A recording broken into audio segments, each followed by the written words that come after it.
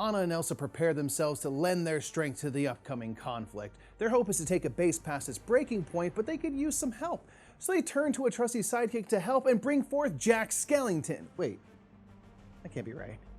I mean, that can't be right unless this is some sort of smash-up Disney edition, which was designed by Paul Peterson and is published by AEG and The Op, who helped sponsor this video. Hey everyone, I'm Mike Murphy and I'm here with Board Game Geek. Now I've got some of my very favorite Disney properties to smash together, so let's get this game down to the table to go a little more in focus on Smash Up Disney Edition.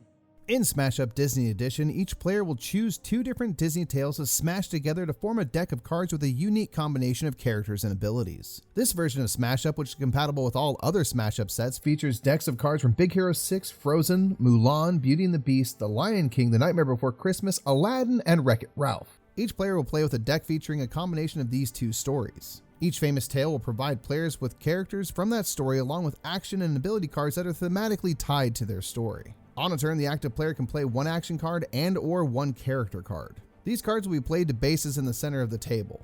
Bases may provide abilities that affect the game, and players will be vying for the most power at each of these bases. Characters provide power, and modifiers may increase or reduce the amount of power at a base. All players can play characters and other cards to the same or different bases. If the combined power of all cards played to a base exceeds the base's breakpoint, that base will score and players receive victory points for having the most, second most, or third most power at that base. Many cards provide abilities that can be activated each round or played when the game state allows. This might allow cards to move from one base to another, such as in the case with the carpet from Aladdin, or to add power tokens to characters like the action card Microbot Maker. Choosing which bases to invest characters and actions in can be key because after a base scores, most cards are discarded and players must build up their array of cards once again. After a player has played and activated cards and scored any bases that triggered, they draw 2 cards and their turn ends. Be sure to check for any end of turn abilities you have played. Each faction will provide a different flavor and complexity level, and how these two factions work together is where players can really explore. If you are able to build up a strategy using your two factions, you may find yourself the first player with 15 points, making you the winner.